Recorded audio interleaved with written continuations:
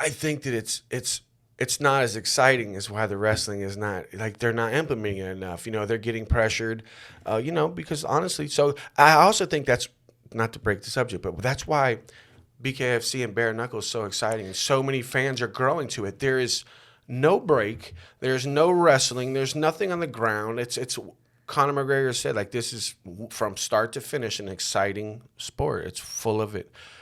Bro. But I think the wrestling is still dominant, man. I just think that they're getting away from it because they're not going to make the money, or they're not going to get the fights that they want, because the promotion wants exciting fights, and they can't sell 5 rounds of wrestling the same way they're going to sell, Yeah, it's true, man. But listen, it's addicting too. I got my first knockout, and then I was chasing the knockout. I didn't stop wrestling after that. I retired from wrestling for my fights. You know what I'm saying? Everybody, the last 5 fights, everybody thinks I'm a striker. I'm like, no, actually a grappler.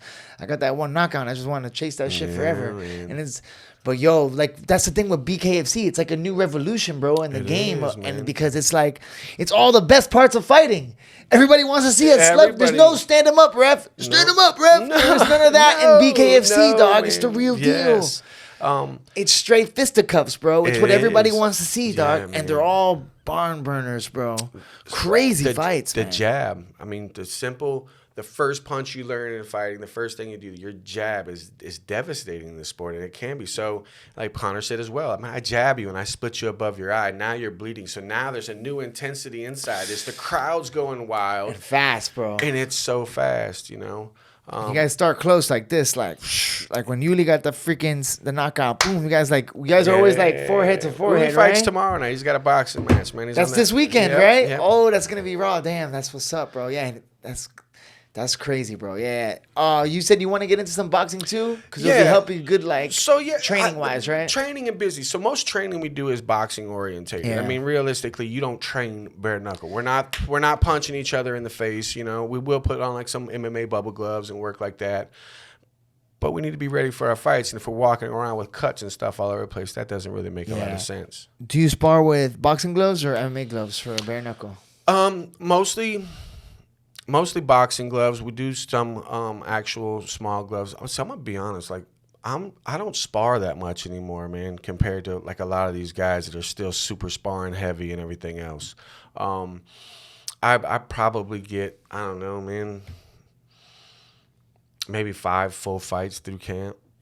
Like, that's it. Like, my sparring, it's technical sparring. So if I spar, it's a lot more technical. It's not, like when I first came down here, I first stepped into a boxing gym as to an MMA gym. That's like was real, real like taking heads off type stuff. Yeah, boxing and sparring is very hard. In MMA, man, we kind of protect each other. I mean, there are some hard rounds, but it was a little different.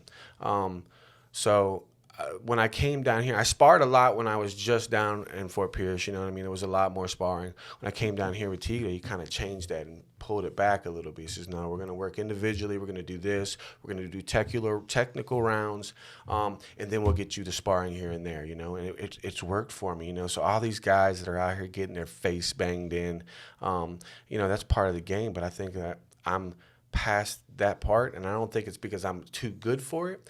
I think that my body just, why am I going to put myself through all that? I played football since I was 9 years old. So you got to understand that's a lot of concussions. That's a lot. I didn't have a lot of concussions, but that's a lot of head trauma to the head. Yeah, hits. Man. So, but yeah, so we spar with both, but probably the 16-ounce gloves, man. Protect each other. Headgear always, That's the thing, yeah. The little gloves, it's good, but you get to see. Yeah, so in pad work, we'll, at the end of the day, towards the last few weeks, it's either bare knuckle pad work or we're actually doing it with the small MMA gloves. Just because, you got an extra, 3-4 inches of glove on a boxing glove, your timing's going to be off. Your distance. That's what I'm saying. Yeah. So when you you wear the MMA gloves for the pads and stuff like this, right? That's what I was thinking. So to protect. I think the sparring is more for your conditioning. It's a fight simulated, conditioning. You're seeing what it is. You're going to be able to move. But the headgear, the big gloves, that's not bare knuckle, so.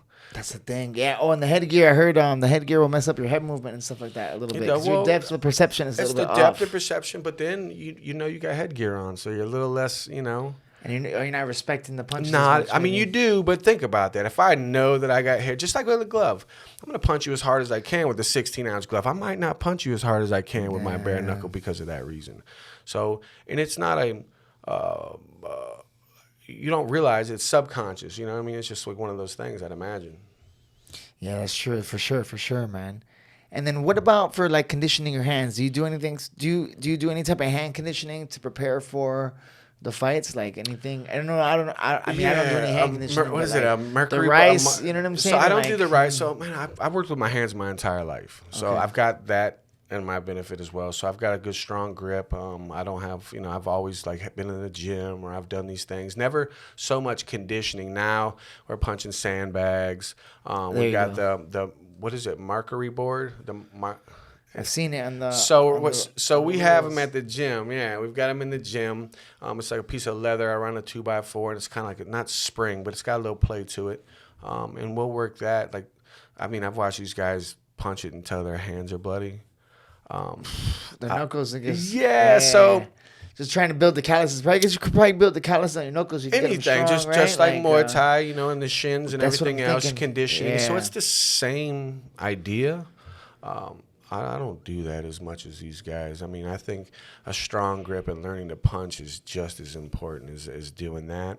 I do work with conditioning on my knuckles and stuff, but that's not my concentration level. My concentration is strong wrist, strong grip, and making sure that I'm turning my punches over. Like if I'm just throwing wild punches, you're gonna fuck your thumbs up. You're gonna get boxers fracture. Oh yeah, for sure, bro. You can like end up like you don't want to be hitting with this part of the knuckle or like backwards. You know what I'm saying? That would get crazy, bro, for sure.